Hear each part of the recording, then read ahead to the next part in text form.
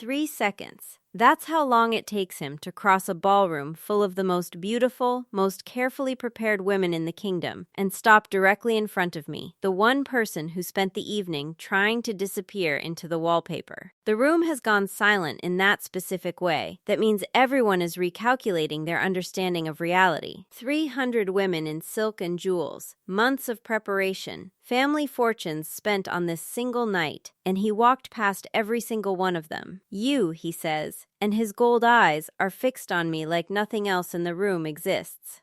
I look down at my plain gray dress, the one I chose specifically because it wouldn't draw attention, and I understand, with a sinking feeling, that I have made a catastrophic miscalculation about how invisibility works. The ceremony I never wanted to be here. This needs to be understood clearly, because everything that happens tonight only makes sense if you understand that I attended the mating ceremony under duress, dragged by an aunt who saw an unclaimed Omega niece as a failure that needed correcting before the neighbors noticed. "You're 23, she'd said, 3 weeks ago, holding up a swatch of blue silk against my skin like I was livestock being appraised for market. Every eligible Omega in the kingdom will be there. This is your chance." "I don't want a chance," I told her. "I want to be left alone." She didn't listen. Obviously, aunts who see marriage as the solution to every problem rarely do. So here I am, standing at the edge of the grand ballroom in the palace, wearing the plainest gray dress I own, a small rebellion, the only one available to me, while 300 other Omegas glitter under chandeliers in gowns that cost more than my aunt's entire yearly income.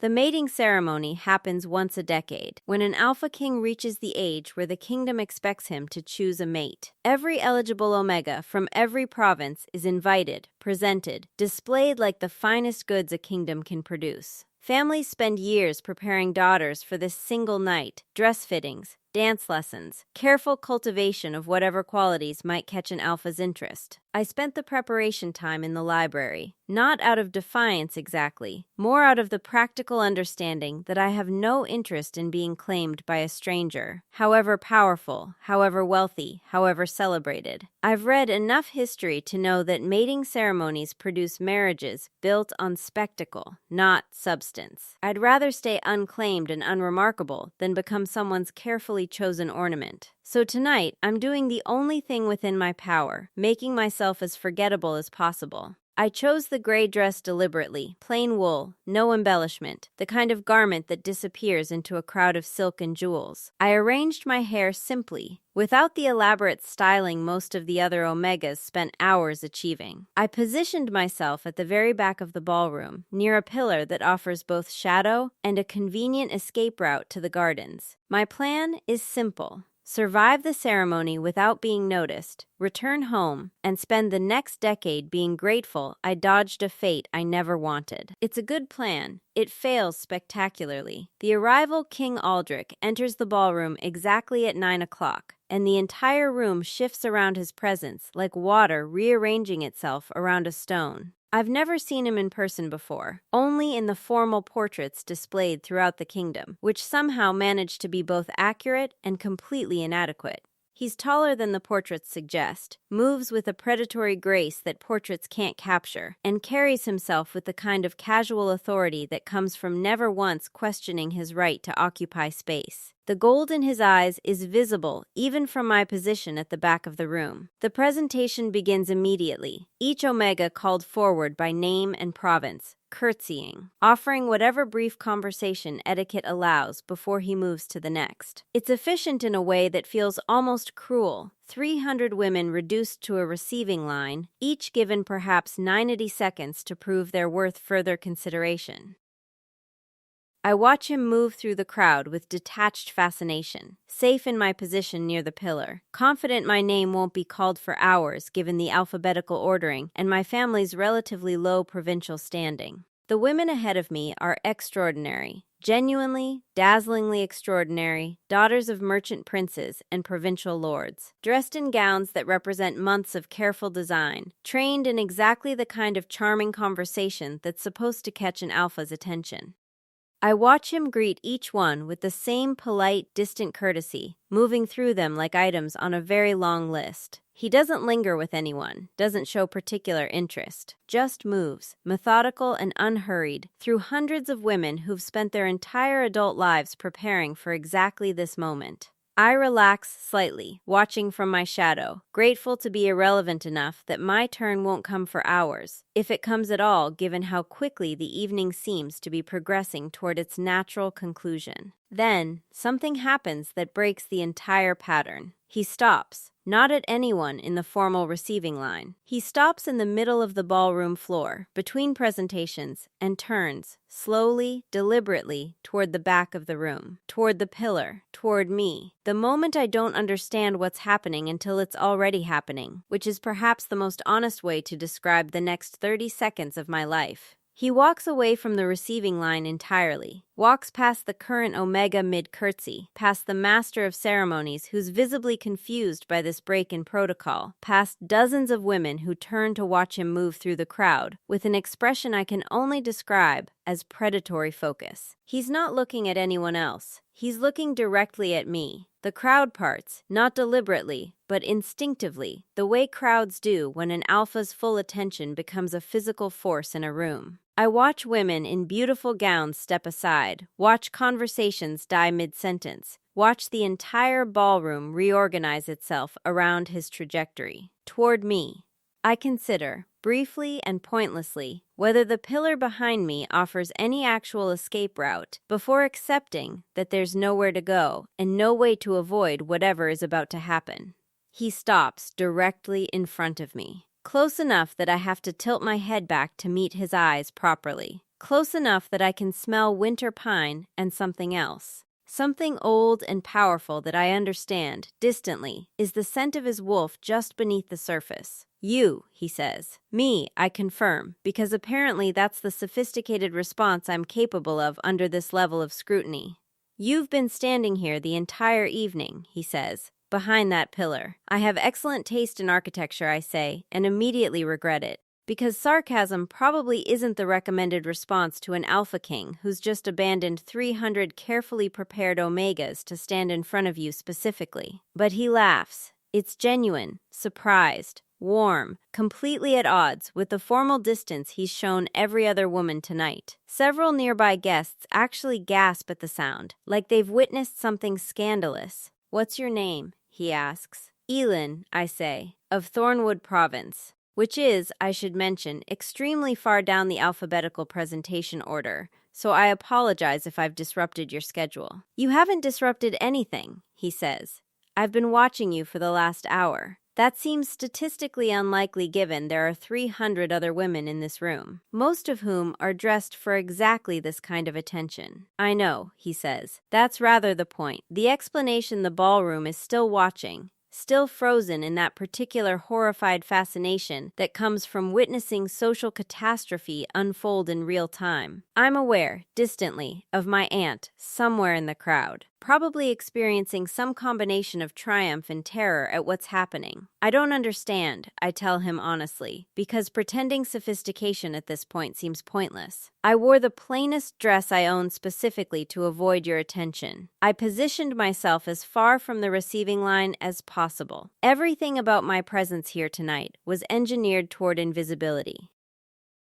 "I noticed that too," he says. "It's remarkable, actually, how deliberately you avoided everything the other women were doing. Every single person in this room dressed to be seen. You dressed to disappear. And instead of disappearing, you became the only person I actually noticed. That seems like an unfortunate side effect of my strategy. Or the entire point," he says. 300 women spent months preparing to catch my attention through spectacle. You spent the same months, apparently, preparing to avoid it entirely. And here's what I noticed. Standing at that receiving line for the last hour, everyone performing interest in me. Everyone performing charm, wit, whatever quality they'd calculated might appeal to an alpha king. It was exhausting, actually, watching 300 variations of the same performance. And I wasn't performing. You were the only genuine thing in the room, he says. I don't know anything about you yet. I don't know if we'd suit each other, if this is anything beyond curiosity, if the fact that you tried to hide from me means anything beyond wanting to be left alone.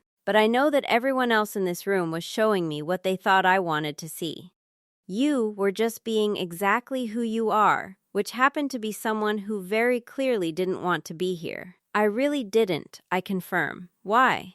He asks, and there's genuine curiosity in it, not offense. I consider lying, softening it, offering the kind of diplomatic answer that wouldn't risk insulting an alpha king in front of 300 witnesses. But something about his directness makes me want to match it. Because mating ceremonies are spectacle, I say. They reduce people to performances. They ask women to compress their entire personalities into 90-second presentations designed to appeal to a stranger's momentary interest. I don't think that's how anyone should choose a partner. I think it's how you choose a decoration. The room has gone completely silent now. I'm aware, somewhere in the back of my mind, that I've just criticized the entire ceremonial tradition to the Alpha King's face, in front of his court, in front of 300 women who spent months preparing for exactly the spectacle I've just condemned. He doesn't look offended. He looks fascinated. The challenge, so what would you suggest instead? He asks. If not this. I don't know, I admit. I'm not offering solutions to kingdom-wide mating traditions. I'm just explaining why I wore a gray dress and hid behind a pillar. Humor me, he says. What would you want if you were choosing how to be known by someone? I think about this seriously, because he seems to genuinely want an answer, not just conversation to fill space. Time, I say finally. Actual time, not 90 seconds in a receiving line. Conversation that isn't performed for an audience. The chance to be difficult sometimes, to disagree, to not be immediately charming, and see if someone's interest survives that. I'd want to be known slowly, the way you actually know anyone worth knowing, instead of selected based on a single evening of careful presentation. That's not how this ceremony works, he says. I'm aware, I say, which is why I tried to avoid it entirely. He's quiet for a moment, studying me with an intensity that makes me want to retreat back behind my pillar, except he's standing directly in the path I'd need to take. What if I changed how it worked? He asks. You can't just, I start, but he's already turning to address the room. The formal presentation is concluded, he announces, and his voice carries the kind of authority that ends conversations before they've properly begun. I'm grateful to every family who traveled here, to every Omega who prepared for this evening, but I've decided the traditional process doesn't serve what I'm actually looking for. Murmurs ripple through the crowd. I can see my aunt, near the front, looking simultaneously mortified and cautiously hopeful. Instead, he continues, I'm inviting 6 Omegas to remain at the palace for the next month. Not for further ceremony, for actual time. Conversation. The chance to be known beyond a single evening's performance. He turns back to me. You'll be one of them, he says, if you're willing. That's not really a choice if you're announcing it in front of the entire court, I point out. You're right, he says, and lowers his voice so only I can hear it clearly. So I'm asking properly, privately, in the only way that matters, will you stay? Not because I'm commanding it, because I'd like the chance to actually know you, the way you just described wanting to be known. And you're allowed to say no. I look at him, really look. Past the crown and the authority and the gold eyes that have apparently made a decision about me in 3 seconds that took the rest of the room hours to even register. I'll stay, I say, but only because I'm curious now, not because I've changed my mind about spectacle. That's fair, he says, and something like relief crosses his face. That's more than fair. The next 4 weeks are nothing like the ceremony that started them. He keeps his word about time, about actual conversation instead of performance. I'm given rooms in the palace, invited to meals that aren't formal courtly displays, but genuine, sometimes awkward attempts at getting to know each other. The 5 other Omegas he's invited are equally curious, equally confused by this deviation from tradition, and we form an unlikely camaraderie built on shared bewilderment. Aldrich and I argue more than we agree in those early weeks. I challenge his assumptions about kingdom policy, about the treatment of Omegas in provincial territories, about the very tradition that brought me here in the first place. He pushes back, defends positions I don't expect him to hold, occasionally admits I've changed his mind about something. It's nothing like the fairy tale version of courtship I'd imagined mating ceremonies produced. It's messier, more honest, built on actual disagreement instead of performed charm. Why me? I ask him, 3 weeks in, during one of our evening walks through the palace gardens. Really, not the version you gave the whole ballroom, the actual reason. He's quiet for a while before answering.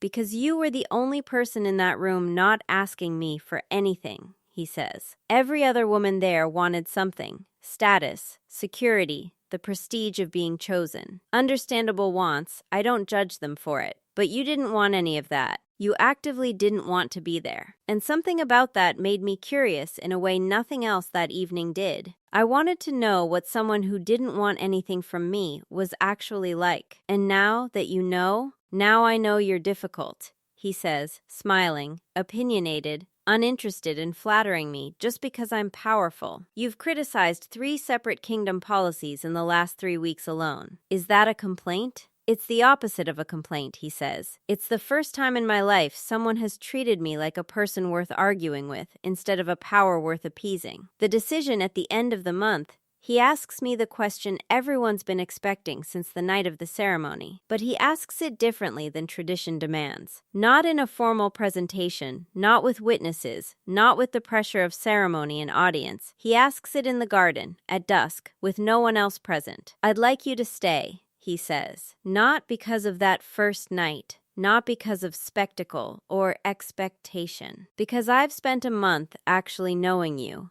and I know, that I want to keep knowing you for considerably longer than a month. You barely know me, I say, though it's less true now than it was on the night I hid behind a pillar. I know you challenge me more than anyone in my court. I know you care more about fairness than about status. I know you'd rather disappear into a crowd than be seen for the wrong reasons. And that when you finally decided to be seen anyway, it was because you'd chosen to, not because you were performing for an audience. That's a lot to know after a month. It's more than most people learn in years, he says, because you let me actually see you, instead of showing me what you thought I wanted. I think about the version of myself who walked into that ballroom in a gray dress, determined to disappear, certain that invisibility was the only power available to her. I think about how wrong I was, not about the ceremony being spectacle, because it was, but about invisibility being the answer. Sometimes the answer isn't hiding. Sometimes it's refusing to perform and trusting that the right person will notice the difference. Yes, I tell him, I'll stay. Not because of the crown, not because of the ceremony, not because 300 other women wanted this and I somehow won some competition I didn't want to enter. I'll stay because this month has been the first time in my life someone's actually wanted to know me instead of a version of me. Epilogue. The next ceremony 10 years later. When the next mating ceremony convenes for our own kingdom's newest generation, I'm the one standing beside the throne instead of hiding behind a pillar. I've changed the ceremony. The way I once suggested might be possible in a garden conversation on a night when I expected nothing except to survive an evening undetected. There's still a formal presentation. Tradition doesn't disappear overnight, and some ceremony has value in marking significant transitions. But now, every participant is guaranteed a month of actual acquaintance before any decision is expected. Now, no one is required to perform charm they don't feel. Now, the quiet ones, the difficult ones, the ones who'd rather disappear than perform, have exactly as much chance as the ones who arrive glittering in silk.